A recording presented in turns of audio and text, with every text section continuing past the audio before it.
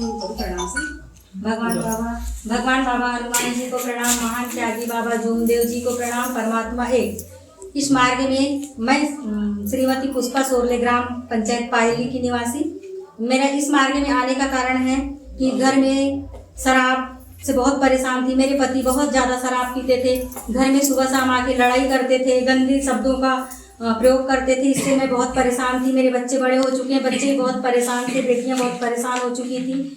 इसलिए हमने उनको समझाए और उनके मन में ये सब विचार डाले, तो फिर सभी परिवार एकता के साथ हमने सब ये विचार करके इस मार्ग में आने की वो किए। और हमने फिर अपने जो विश्वकर्मा जी हैं सेवक जी, इनसे हमने कांटेक्ट किए, फोन लगाकर कांटेक्ट किए कि भैया हमको इस मार्ग में आना है। मैं बहुत ज़्यादा परेशान हो चुकी हूँ, दुखी हो चुकी हूँ, क्योंकि बहुत सारे रास्ते में मैंने जा चुकी, हर रास्ते मुझे कांटा ही नज़र आता है, कहीं भी रास्ता नहीं नज़र आ रहा है। तो उन्हें बोले कि ठीक है, हम पूछ कर बताते हैं। उनने फिर उनसे चर्चा होने के बाद उनने पूछ करके बताए, फिर बोले कि आप अमेड़ा चलो। फिर हम लोग सभी परिवार तैयार होकर के अमेड़ा गए। राउत सर जो है सेवक, उनके घर गए। उनने हमको इस मार्ग के बारे में बढ़िया परिचय कराया, उन्हें जानकारी दी बाबा के कि इसमें ऐसा है वैसा है। फिर हमने बोले ठीक है। फिर हम घर आए। घर आकर के हमने जो माफी चार्ट मिला था हमको 3 दिन पढ़ने की, वो माफी चार्ट हमने पढ़ना शुरू किया। लेकिन हमें सुबह मतलब इतवार से चालू किया, हमने रविवार से सुबह जैसे ही माफी चार्ट पढ़े, तो सबसे पहले माफी चार्ट पढ़ी तो मैंने सिर्फ अपने बेटे का बात रखी कि मेरा बेटा 1 महीने से बाहर रह रहा है, किराए के रूम से रह रहा है, ना ही हमारी बातें सुनता है, ना ही वापस आ रहा है। उसके पहले उसने 1 हफ्ते पहले 8 दिन पहले आया था, गाड़ी लेके गया तो स्विच ऑफ फोन आ रहा था, ना ही फोन से कांटेक्ट हो पा रहा था। बहुत ज़्यादा मैं परेशान हो चुकी थी।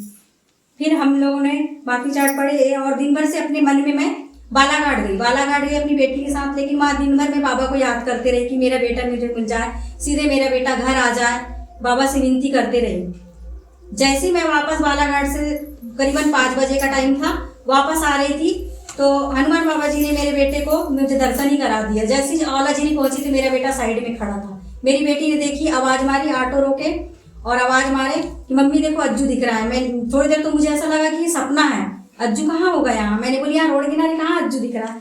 मेरी बेटी ने बोली नहीं मम्मी अज्जू ही है वो। फिर ऑटो को रोके हमने और उसने आवाज़ मारी, तो मेरा बेटा दौड़ते ऑटो के पास आया। आकर के फिर मैंने उसको बोली कि बेटा तू घर नहीं आ रहा है, यहाँ क्या कर रहा है। तो बोलता है नहीं मम्मी मैं घर से आ चुका हूँ, 1 बजे पहले ही चले गया था मैं तो घर।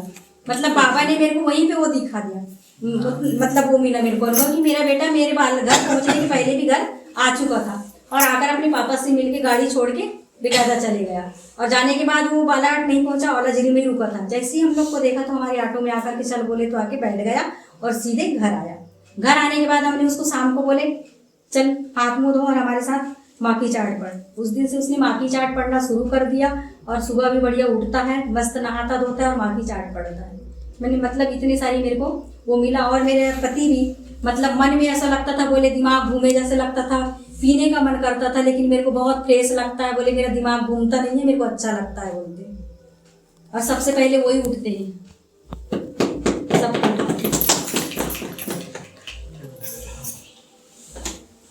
और कुछ बोलना है? नहीं, मैं अब धन्यवाद देती हूँ अपने नीतू विश्वकर्मा जी को कि मैंने उनसे जानकारी जैसे ही पूछी तो उनने मेरे को अच्छे रास्ता अच्छे मार्ग दिखाए। इसलिए मैं बाबा को भी धन्यवाद देती हूँ और उनको भी धन्यवाद देती हूँ। और हमारे जो राविश सर हैं, राउत सर सेवक, उनने भी बहुत अच्छे से हमको इस बारे में जानकारी दी, उनके भी धन्यवाद करना चाहती हूँ। बस फिर इतने बोलकर अपनी मैं वाणी को ही समाप्त करना चाहती हूँ। नमस्कार। नमस्कार।